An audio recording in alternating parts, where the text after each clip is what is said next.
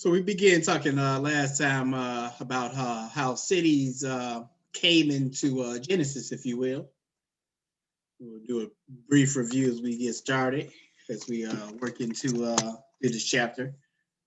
And we talked about again how over time, again, as you go through these notes, the most important thing is that you get a sense of why they're important.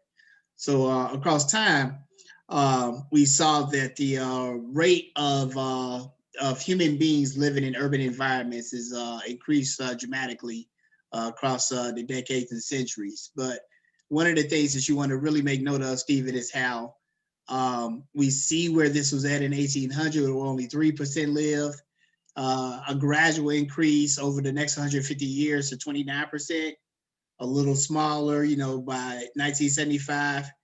And the period from 1975 to 2050, we're seeing a dramatic spike.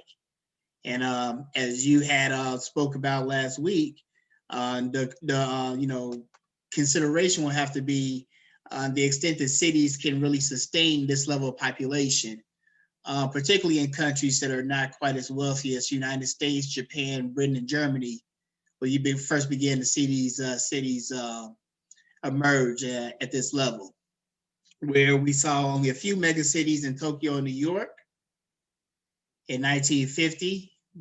Today, we see a lot more. And what does that word revolution mean again, young Stephen Budget? You're on mute. Change. Say it again. Change. Absolutely. So keep this in mind. This may be important to you later on today. We talk about revolutions, it always speaks to change. So there are three major revolutions as it relates to urban environments. Well, we first had the emergence of cities, then we had the Industrial Revolution, and now we're having an urban revolution outside of the Western world, meaning outside of European countries and the United States. And we see this pattern reflected through the world's populated, some of the most populated cities in 1950, all being either in America or in Europe, to where today an increasing number of them are outside of the Western Hemisphere.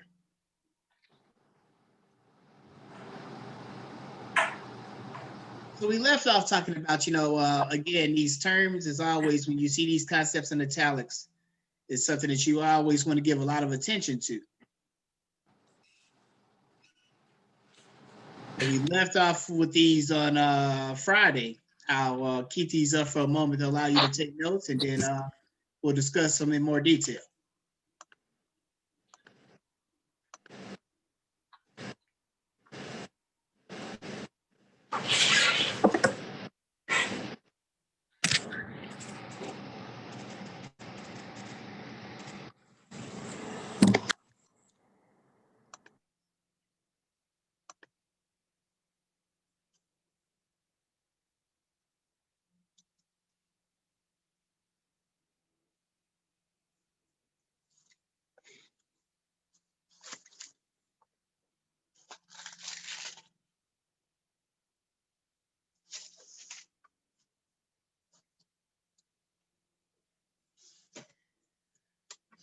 And again, as you write these down, make sure as always you take time to truly process and understand.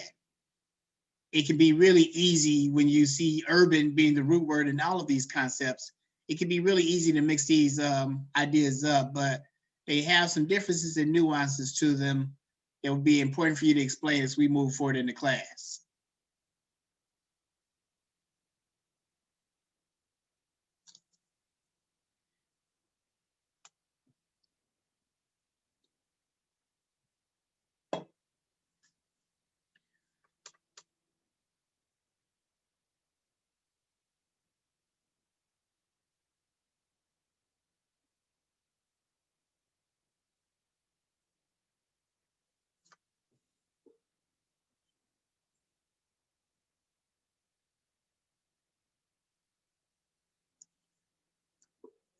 And again, if you've lived or traveled to big cities throughout America, and particularly if you've lived in cities where you've seen some changes over time, use those as examples to help you understand some of the things we'll talk about here. So we have a lot to cover today. I'll come back to them if need be. I want to move through these pretty swiftly as always. Today's lecture is being recorded. I hope you got the email over the weekend that indicated where you could find these lectures on YouTube. In lieu of them not being able to be posted on e-learning. So there's a link that you were emailed about that. So throughout the semester, until further notice, at least, all lectures all recorded lectures will be found there. So this lecture will be posted there when we're done today. Urbanization just speaks to the expansion of a city or urbanized area, an existing city that becomes bigger over time. So we see Charlotte, for example, going through a period of urbanization. Atlanta went through this in the 1990s. We see this in places like Houston and Phoenix, where more and more people are coming to these cities and they're expanding and even annexing other nearby cities.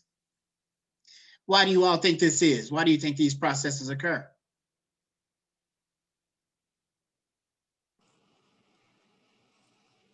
I believe more people are coming to these cities for more opportunities, especially in the big cities. What kind of opportunities? Like, Opportunities to see skyscrapers? What do you mean? I mean, like job opportunities. Good. You want to be very specific in all cases with our language. Again, opportunities could mean many things. So you want to be an opportunity to do what? So the main things is that the job markets are peaking in these areas and in many ways have capped out in other places like New York, Philadelphia, Chicago, Detroit, that have either become more competitive where it's just too many people in terms of job opportunities, but other opportunities and resources that we'll talk about later.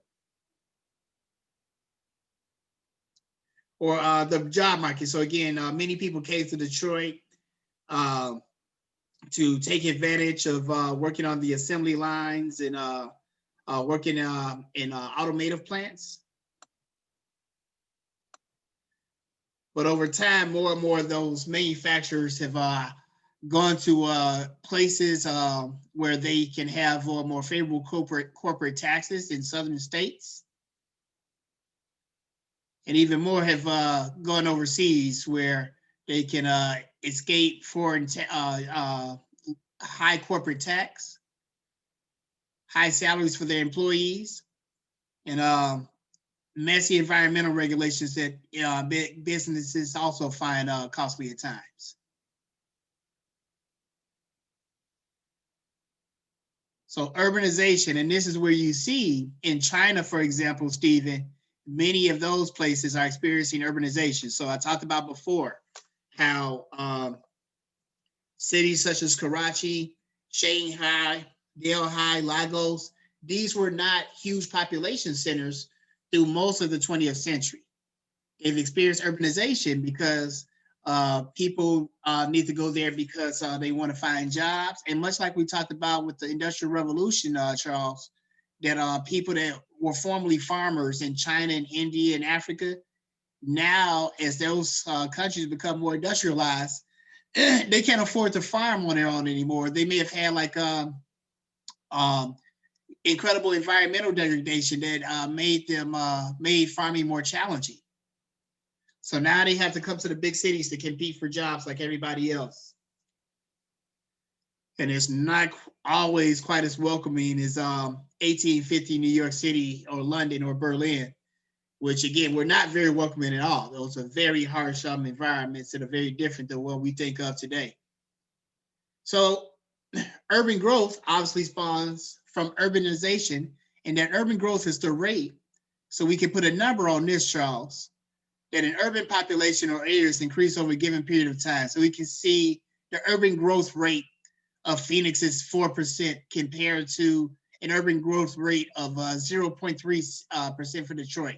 I don't know if those numbers are true. I'm throwing them out there. They're probably close to true, but I've not looked at the official data. But we can look at a city's urban growth rate. in this way, for example, Charles, like if you're a business, if you're a businessman and you're looking at a place like, you know what, I want to franchise my business and see, put it into some other markets. So one of the things that cities use to lure corporations is they'll look at their urban growth rate. So Charlotte, for example, a city that's definitely growing in population, um, will say, hey, our urban growth rate is X amount percent. We expect this to continue into 2035. That's important for being able to lure business and corporations, Stephen, but it's also important for the cities themselves. The cities, again, so we talk about opportunities. Opportunities can, of course, be the jobs, but there are other things that, once we get these people here, we have to consider where are we going to send their kids to school? What are we going to do about, making sure that everybody gets, good, clean water? Uh, what are we going to do about, traffic? Like, all these people come in, like, that's going to make for a lot more traffic. So what are we going to do about the highways? Are we going to have to maybe build a couple extra lanes or something? Um, I'm sure, again, like, in places you like, whenever I go to Atlanta, like, hell, like, even here in Charlotte, like, where I live nearby, I'm constantly marveling at just like, so like in COVID and stuff, Charles, like, I hadn't had a chance to get out as much anymore. I went downtown. What did I go downtown for? Might have been like during election season. But I had went downtown Charlotte for like the first time in a grip. I hadn't realized, it hadn't registered how long it had been. But one of the things that I noticed, even in the midst of this pandemic, Stephen, is how all types of new complexes and high rises being built. That suggests, again, they're not doing that for nothing. So they're knowing, like, okay, look, even in the midst of all this, like, we don't have enough housing for the people that are here. Like, so more and more people want to live down here, live in this area. So we need to build and construct accordingly. So that's one of the things, again, that you see. And conversely, if there's a neighborhood or area where you see a bunch of boarded up buildings, that's suggestive as well. That suggests that there's not a lot of urban growth there. And that's what you might have seen like in Detroit in the 1990s and St. Louis and Cleveland, places like that. A lot of these places, they're recovering economically now. But for a long time, like I said, people came up there for manufacturing jobs, and those jobs began to whittle away. So again, many places experience an urban transition. We may see this in a place like Columbia. Columbia is a big city, but I think that, it is absolutely possible that we may see it get on the scope of like, in Atlanta, Nashville, places like that, where you see more and more people. I think we see this, for example, Charles, here in Rock Hill, where I am, where it's definitely not like a major city. I think it's, a nice town, city, not a big city, if you will. But as I talked about before, Stephen, like, so a lot of people who live here in Rock Hill, where I'm at presently, like, they live here to travel to other places. So like, you'll see oftentimes it's a great deal, many people live here to work in Charlotte. So the traffic, for example, like, going to Charlotte and going back, south, like to Rock Hill during rush hour, it sometimes be bananas. And that's what, again, as Charlotte gets more and more populated, it's one of the things that you see as these cities get more and more populated, Charles. Another thing that happens is the cost of living goes up. So people a lot of times, may not want to live in the city proper. Like even in, again, like my brother, for example, Stephen, he lives actually in Indiana. So the same way people live here in Rock Hill, to work in Charlotte, there are many people who like, in Rock Hill, just across the border. My brother, he lives in Indiana because but he works in Chicago because, again, the cost of living is just night and day. But over time, some of these rural areas end up becoming cities as more and more people have the same idea.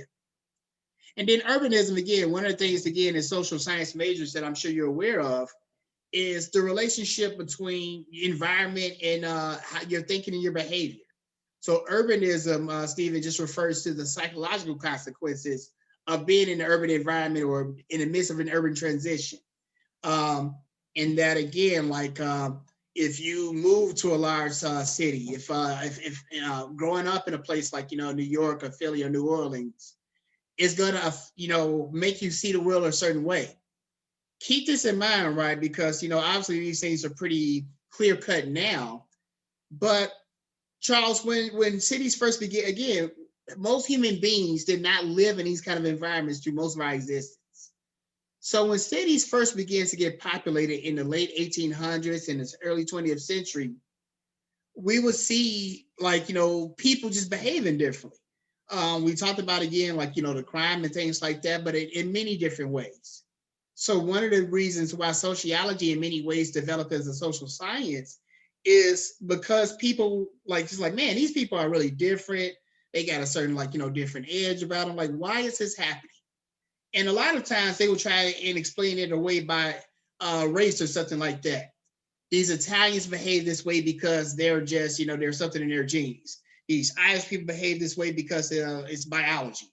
The reason why these Black people behave this way is because of, their inferior race. But sociologists were not satisfied with that. And they began to explore the environment. And what they found is that living in an urban environment made you behave in very different ways.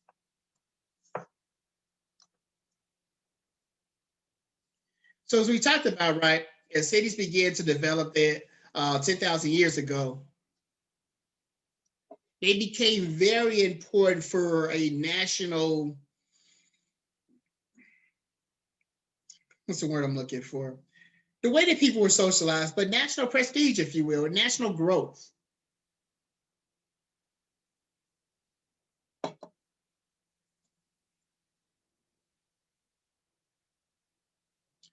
I'll let you catch up with this for a moment again as you take notes, and do take notes.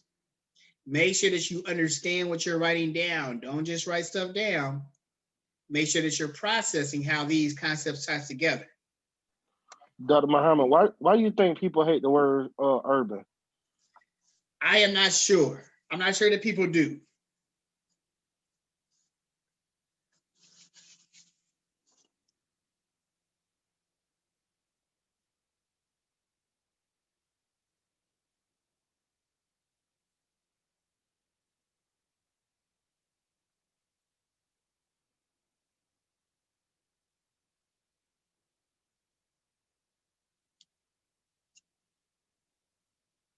Now, keep in mind, as we talked about, right,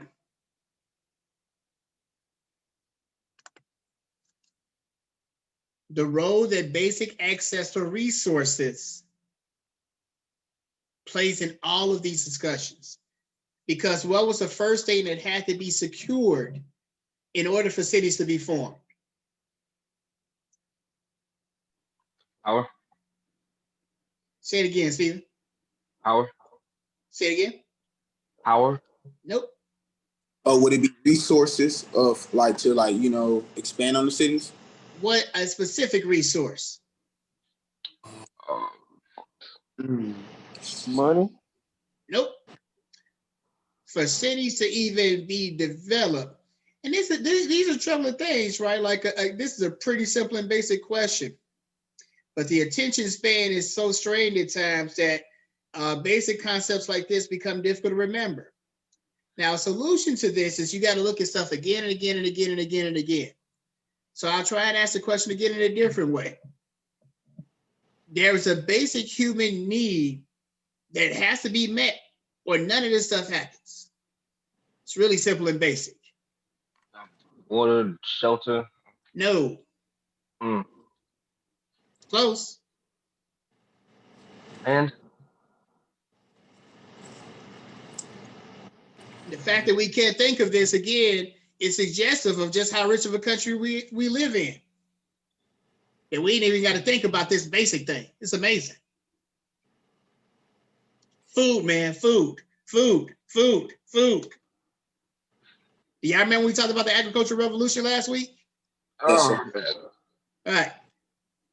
So the fact that they could grow and produce their own food and predict when they were going to do it, that's how cities became developed. Because what did they have to do before all that? They had to wait on other individuals to help them grow the food. They had to wait on. No, incorrect.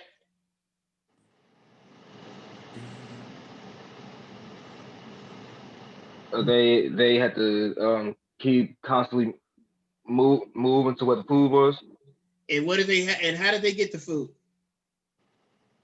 They had to hunt. Yes, they hunted and gathered. So no, they didn't have nobody helping them grow and produce the food, man, before that. There wasn't no growing and producing the food. That's the whole point. So they hunted and gathered using basic, simple tools, and they had to stay constantly on the move in small groups. Eventually, they were able to develop technology to where they could produce and grow their own food in large amounts of it in really predictable ways. They still hunted and gathered. Again, yes, you can grow potatoes, yams, and corns and stuff like that, but they still wanted a good steak every now and again. Don't get it twisted. But now, if they don't find no steak, they don't starve. And now that they can predict food, like it makes it now, they can figure out all types of ways. Like now that you got this basic need met, one of the more important things this allows you to do that not enough Americans take advantage of, unfortunately, it allows you time and space to think. Like just that simple thing. Like most people, like, people like middle-class people in America be saying like, hey, I'm just trying to survive. Like, no, you're not. Like survival, that's what they doing like in Africa and Asia and places like that more times than not. Now, there are people in America who are absolutely in survival mode. Don't get it twisted. But it ain't most people who be saying that stuff. Where like, if you don't know how you're going to eat today. I know how I'm going to eat for several fucking days. So I ain't in survival mode. Like, so within this, like people in these times were literally in that space. There are many people in this world today who still exist in that space. But once you have your basic needs met, now you can do all types of things. And that's how civilizations are spawned. So now that you, again, right, there were two jobs when human beings first came on the planet, hunting and gathering. And hear me out here, man. Like I get frustrated because we go through these intricate conversations. I think it's real straightforward and basic. I be giving y'all real fly details. And then it'd be like, I record the lecture so that if y'all do forget, y'all can go look at it again. Y'all look like y'all at least taking notes on the screen. Maybe y'all fronting and BSing me, but it looks like y'all taking notes. And then we come back like 2 days later, and people that are 20-something years old, not people with Alzheimer's or something like that, but people that are 20 years old can't remember the basics of these conversations. That's a shortcoming with y'all, man. It's okay for it to be a shortcoming, but you need to acknowledge that and you need to get that together quick. You're going into careers where people are going to be dispersing information to you. People ain't got time to be explaining stuff to you 3, 4, 5 times. So let's listen up a little bit better. We're going to get a lot more information that's a lot more complex than this. So once you got these, you got enough food. Now, again, before there were two jobs, hunters and gatherers. Now that we have enough food, we can have all types of different jobs. If you have principal sociology with me, you recall the concept of social status. So now we begin to have many statuses. You could, again, so now somebody could farm the food. We could have like our best hunters, like again, sending Dr. Muhammad out there might not be a good look for us trying to get, hunt this lion. So Stephen, you might be a lot better than that. So Stephen, you're going to be our chief hunter. All right, look, we got a lot of food over here. There's some hungry people over there. They're going to want to come get our stuff. That's human nature, Charles. That if they start, if these other wolves are starving, they're going to want to eat. So we need to develop a military and security force to be able to combat them. These farming techniques are really good and dope, but they're only as good as we can make them last. So we need to, maybe we need to give somebody the farming techniques that Deshaun came up with. Maybe we need to have some teachers teach the next generation how to farm like that, so we can keep our civilization going. So they probably were very frustrated like me at 10,000 years ago, because again, you got this really dope civilization, Charles. And the purpose of education is to teach the next generation to not only keep it going, but take it to a whole nother level. But the next generation be on some whole other shit and got other things to do. It's amazing. So with this in mind, right, now we can have engineers like, okay, look, the Chinese farming techniques that you had were really dope. But I think we could find a way to use technology to make them even better. We could farm even better than we are. Stephen, we can look, you get all up on these lions and stuff and slicing them up. That's cool. And you're really heroic. But we can develop some technology, man. Give me a couple of weeks, because again, I got plenty of food, so I got time to do nothing but think about how can we find some better weapons for Stephen to hunt. You think I could come up with some good ideas with that kind of time? Also, now we said before, right? The populations have to stay very small. Now, because we know that the food, again, and the reason for that, the same reason now. If you're having trouble feeding yourself or providing your basic resource, meeting your basic needs, it's probably not the best idea for you to to reproduce. So people had small families back then because they didn't know when they were going to eat next. Now that you can have a predictable food source, you can know when you're going to eat all the time. So the first places that were able to do all these were cities. So again, like, Cairo, for example. And one of the things I want you to make note of, a common denominator behind all of this is that geographically, where do you think a lot of cities developed near? I wouldn't expect you to know this, but just put on your critical thinking hat. A forest? Nope, good guess though. You're on the right track. That's no, a river. Yes, near a body of water. So rivers, lakes, oceans. Y'all think that's true today? Yes. Yeah. Not always. There are exceptions. So like Charlotte is landlocked. But again, like it's not a coincidence that Charleston, was one of the first major cities in South Carolina and in the United States. It was a seaport. Brought a lot of consumable goods, right? Including us. So cities very quickly, Stephen, became concentrations of power again. So you had all these things there, did all these resources that you wanted. So the same like now, right? Where not only would a lot of people want to live and work there, you know what else a lot of people wanted to do there? So this is going back to your point, Charles, about when they wanted to rely on other people to get their goods. A lot of people had to come to the cities to shop. That's true now. So again, it's a lot of stuff that you might be able to get in Valdosta or Augusta, Georgia. You can get almost anything you want, and I mean anything, in Atlanta, Georgia. So cities very quickly, as a result of this, Charles, they became concentration of power and culture. Culture, again, meaning values, norms, and traditions that can be passed down from one generation to the next, meaning that there's a certain way that we do things here in Cairo, Egypt. There's a certain way that we do things here in Timbuktu. There's a certain way that we do things here in Nubia. There's a certain way that we do things here in Kush. So very quickly, these became major centers of concentration of power. And I talked about those different statuses, right? Where, okay, you had hunters and gatherers. You could have a doctor. You could have a teacher. You could have like a jester that would entertain everybody. You would have security forces. You might have somebody, again, since we're having so many babies, it might be somebody now who's they have their version of a midwife whose responsibility would be delivering babies. We began to have religious belief and philosophy for the first time, where people began to okay, look, we got all these resources, but man, I really wonder, what is this all about? Why are we here? What is the purpose of all this? And then sometimes bad things happen. Why does this happen? And then people be dying and stuff. Maybe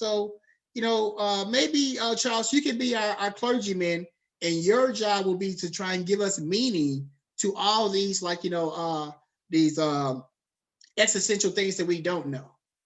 So over time, you get more and more statuses and more jobs.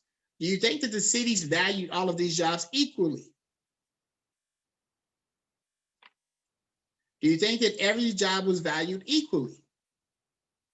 What I say, I could potentially say the doctors or the nurses, they would have a higher, they held that position kind of higher, especially. Good.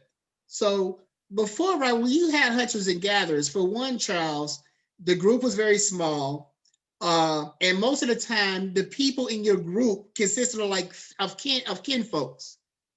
You and your children, you, your wife and your children, your brother, his wife and his children, your sister, her husband and their children, and maybe y'all parents.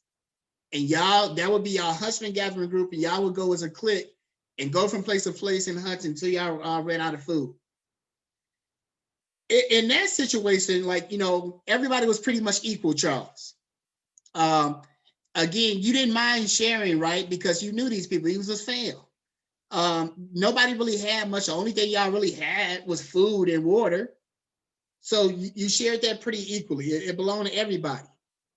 Now, Stephen, we're having a situation where Charles is like, okay, look, that stuff that Stephen and Deshaun did is cool, but like my job is way more important, man. I'm doing way more for the village than like, you know, Deshaun is.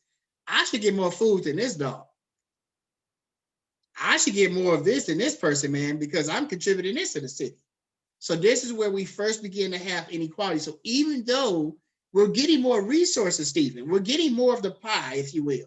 So before, when we're in our small group, we got this small pie that we can split amongst ourselves. It's a small pie, but we sharing it with everybody, making sure everybody get a piece. Now our pie begins to expand. And in that situation, people become very selfish with their piece. Now this is mine. Again, before, right, you sharing your piece with your cousin. Now it's new people moving to the city who you don't know, who got different norms than you. You're like, dude, I don't know these motherfuckers. I'm keeping my pie over here. So this is where we begin to have inequality for the first time. And then sometimes, Stephen, if people try to become too possessive with their pie, people might run up on Charles when they come in like drunk out the club and like, dude, run your pie right now, dog. I'm gonna slice you up. You better give it up. So one of the things, and I make light of this, but even 10,000 years ago, we began to see some change in human behavior. Keep in mind that concept I told y'all about before. Urbanism. It begins to change the way that you view and react in the world. Being around a lot of people in this new and strange environment is going to change your psychology. That's true whether we're talking about Cairo thousands of years ago, or we're talking about, you know, South Central Los Angeles this morning. Cities became, again, very quickly concentration of power and culture. They symbolize an integration into society where you had, so integrated meaning like you like very quickly you would have a lot of different people living there in a short amount of time. Not just one group. So Charles, to live in an environment such as this, you have to be ready to live around people that are very different from you. Again, that's true back then, that's true now. These begin, like as I talked about, you had so many different statuses now, Stephen. So now they became the center of commerce. Again, commerce where you can buy different goods and products. Maybe in your village, Stephen, they might only have cocoa. Maybe they may only have yams in another village. In another village, they may have rubies, but no diamonds. In another village, maybe they have okra, but no corn. You can go to this city and you can get everything. So they became centers of commerce. As I talked about, you have so many different statuses. So then the organized, they became the centers of organized religion in different societies in short order. As I talked about, again, you got more statuses. So the best educators would be in the city. So they became centers of learning. People would come to Timbuktu and places like that to be educated in a way that they couldn't in their rural villages. And since there were so many different people and so many different ideas, Stephen, cities became the sites of social change and movement, that things would change very quickly. And the change in the city, Stephen, will often drive change throughout the whole entire society. I think that still remains true today. So there are different ways of experiencing the city. And again, these should not be foreign concepts to you. Micro level and macro level, that is.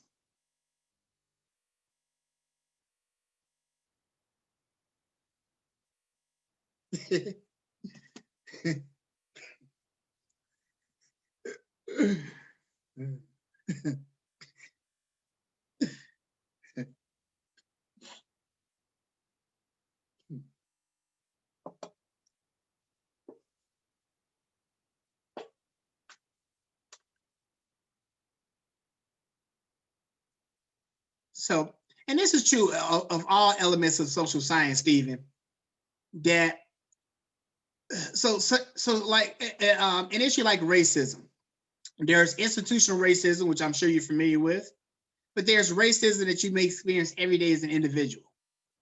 So we want to look at how the individual perceives the city, but also how the larger structures and institutions and organizations shape the city. So how the school I talked about before, like Charles said, schools, cities very quickly became like the centers for schools, religious institutions, big business, and all of those institutions shaped the way that the city kind of maneuver and evolved over time. But the individuals that made up that city also influenced it over time.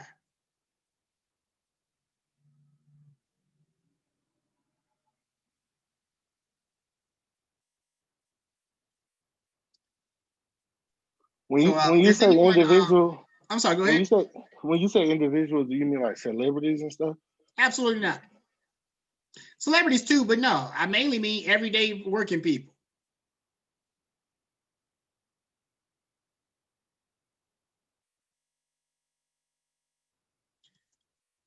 Like whatever major city you're from or live near, like there's a certain culture of Charleston, South Carolina. There's a certain culture of Miami. There's some a culture of New York City, and that is absolutely not made by celebrities. That's created by people's grandmas and the church folks and people going on the train every day. So when you think about like, the average New Yorker, like what comes to mind?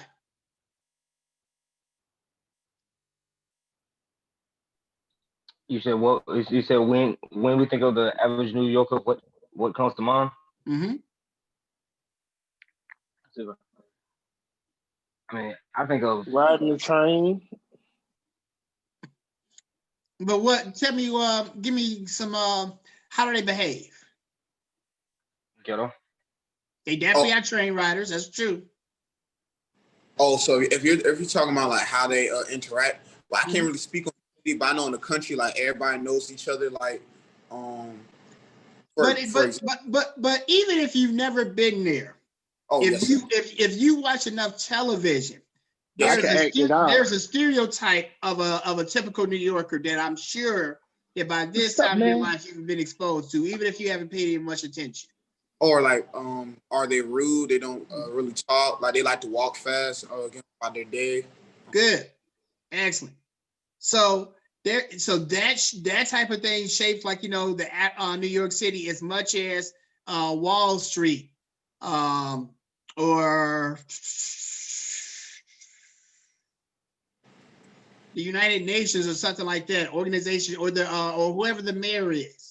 All these things are important, or the New York Police Department or an organization, and all these things have an impact upon how New York is lived and experienced. But the most important thing, like, is the individuals themselves. Think about it in this way, right? Where when Hurricane Katrina hit, like I've been in New Orleans, like since then, but in many ways, and what I've been told and what I feel myself, I have not really been to the real New Orleans. Why do you think people say that? Because Because it was washed away.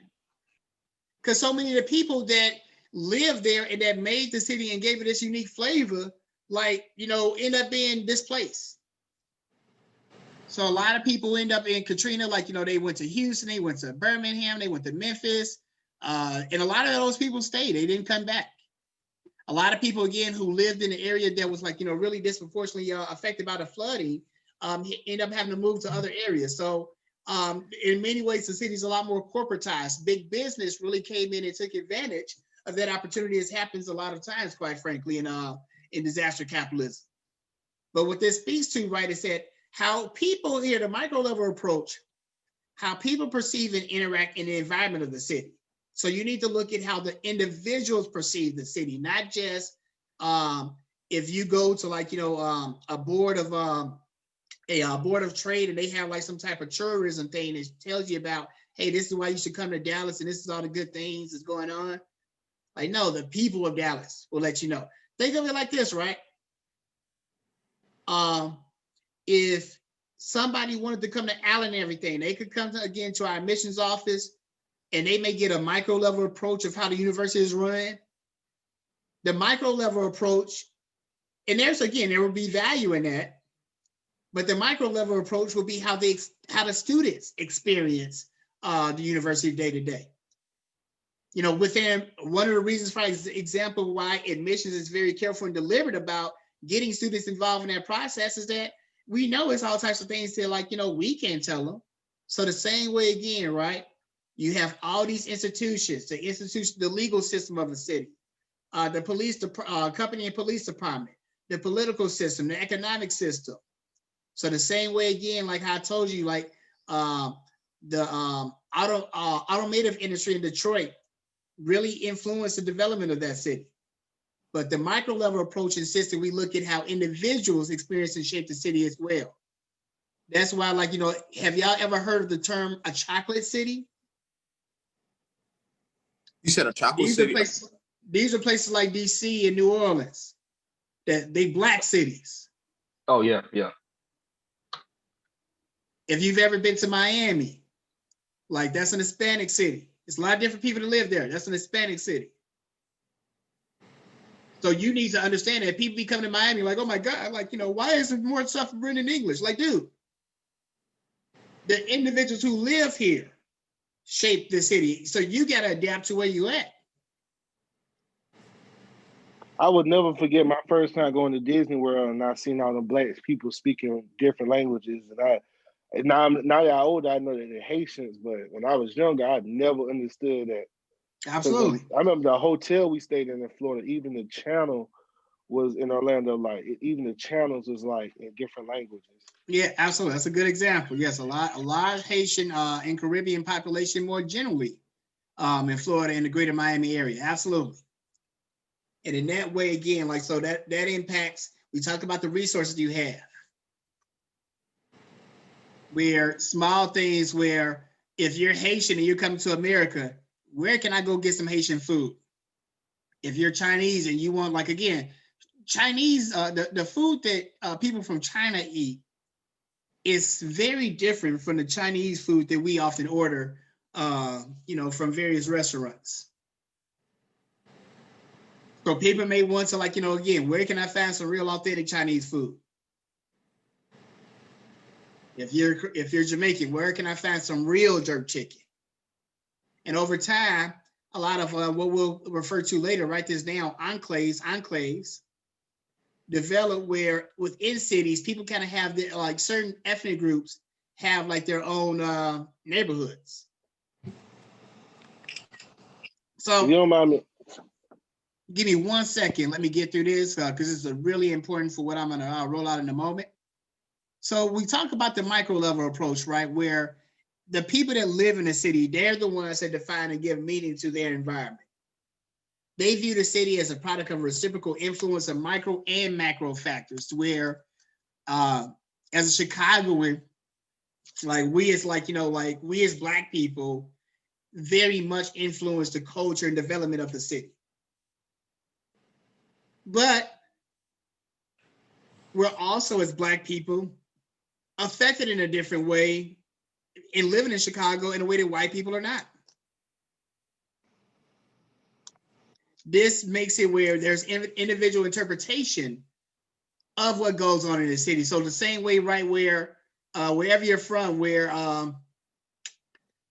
that much like again in LA, we've seen enough movies and have heard enough rap music to know that wearing certain colors in LA will be interpreted a certain way.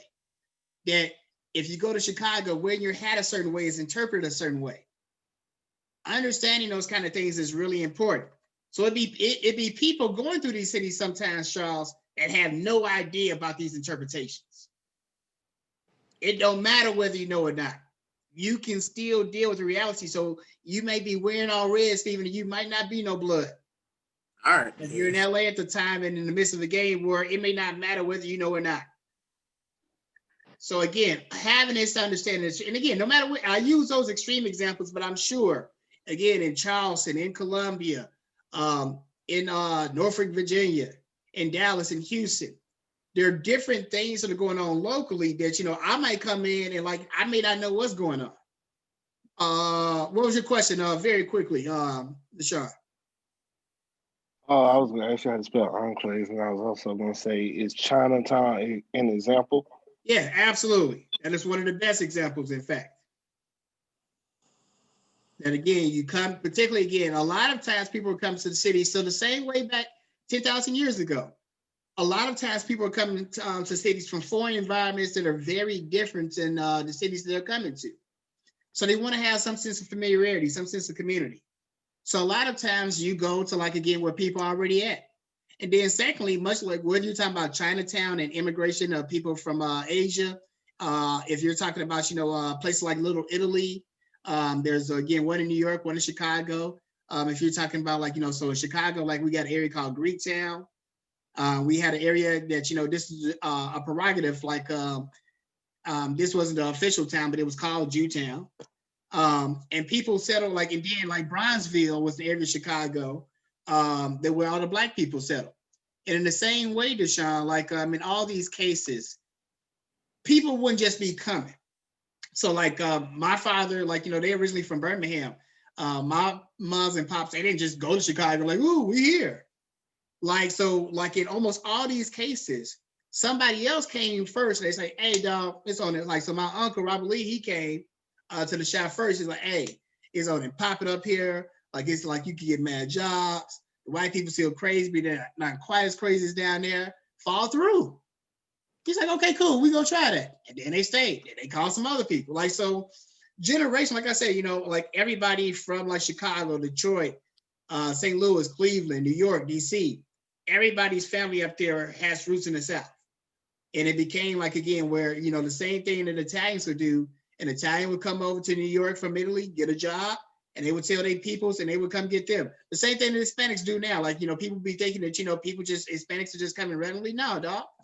Like, who's going to do that? You finna come to a country like this, you don't know nobody? So that's what we call chain migration. We'll talk about that in great detail later. Go ahead, Charles. I'm going to pull up the first writing assignment as you ask your question. I apologize for the delay. Oh, no, sir, you're fine. It kind of goes back to like when you were mentioning cities like Los Angeles and you mentioned like the different cities of the United States. Would you consider those cities that you mentioned and Chicago as well? Would you consider those to be melting pot cities where like it's like different cultures and everything? And with different people coming from the South, like you said, coming to the North or to the West Coast, they bring their cultures and it makes it kind of, like you said, brings familiarity to the individuals that come after them. Like, oh, like there's a neighborhood like back at home. Like I'm from Trio, I might go to New York and there's a neighborhood or an area that's kind of similar to mine. But you know, people already migrated up there. So like, would that kind of make those cities like melting pots in a sense? Oh, great question. So a melting pot is a misnomer. Okay. A melting pot. So think of again the metaphor as it is. Yes. That when you put something in a pot, you put some ingredients in a pot where they melt and they all become one. I'm not much of a cook. Let me think of an example where you put all the ingredients in a cake and in the process, like they become a whole new thing. Like you don't see the individual eggs and all that stuff that may have gone into it. It's just one solid thing now. What most cities are, and what I actually prefer, is more of a gumbo. So in a gumbo, if you ever had it, like you put all these ingredients in here, but you can see the shrimp as unique and distinct. You can see the okra, you can see the olives, you can see the peppers. You can see all these things as distinct. They don't melt and blend into themselves. This example is germane because like, you know, most of these cities, no, they're not a melting pot. Like, so Chicago, for example, and most cities are this way, is very segregated. Like now it ain't no melting. Black folks is over here. The Asian folks is over here. The Mexicans over there. White folks over here. This is changing a little bit. But for the most end, in that way, like you can see the unique cultures where I'm very proud of like Black culture. Like, so I don't want to melt into anything else. I want to have our unique stuff. Now I appreciate and respect other cultures. So I like going like, so Pilsen is like, you know, this Mexican American neighborhood and they get like all types of murals and dope art and stuff on the buildings. And you can see and feel that you're there immediately. I like the fact that, you know, on St. Patrick's Day, like, you know, we dyed a river green. I like the fact that, you know, we have like, you know, neighborhood like Homewood Park, which is a Puerto Rican like neighborhood. So I love that we have all that diversity as opposed to let's everybody just melt together and be the same. So most cities are shaped in that way. We'll talk about some of the reasons why later on, but that's a good question. All right, so very quickly, the writing assignment is posted on e-learning today. It is not due until February 17th. What's today's date? January 25th. Good, so you got several weeks to complete this assignment. It is just how many pages? Let's see, 5 pages to complete this assignment. And let's look at the questions very quickly. I'll begin on Wednesday with this, and I highly expect you to reach out to schedule some office hours so we can go over this in more detail soon. You want to be able to explain the agriculture and industrial and urban revolutions. What does the word revolution mean again, Stephen? Change. Good. So you want to explain in detail what changed. Give me some explicit details about what changed during each of these periods. Then you need to explain how and why there's significance of development of modern cities. You next need to define symbolic interactionism in your own words. And you need to explain the 3 ways of experiencing cities through symbolic interactionism. Finally, next you're gonna need to describe mechanical and organic solidarity.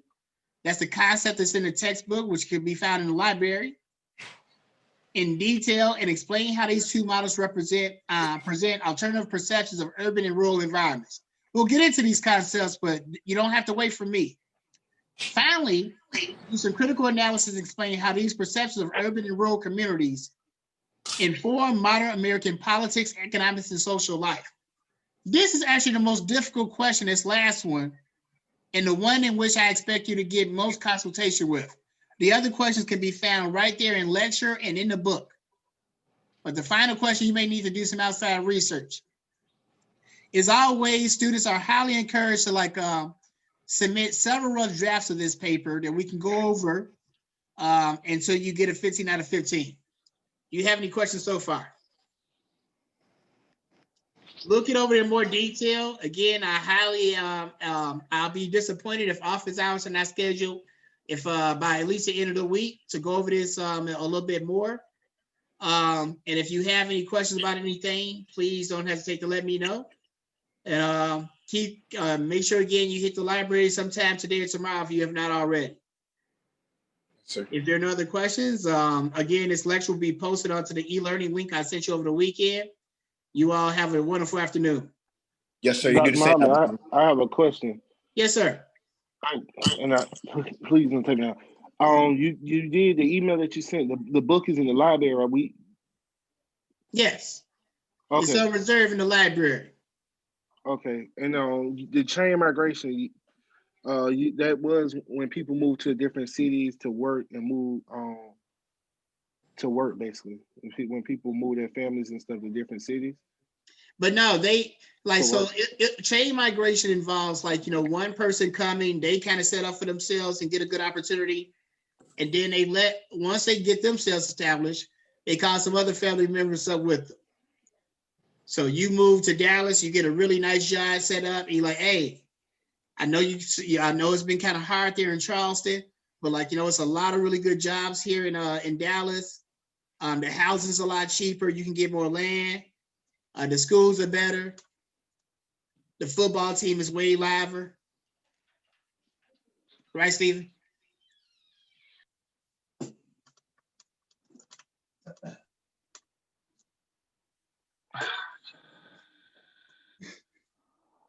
Just burn that drug. So you understand what I'm saying, Deshaun?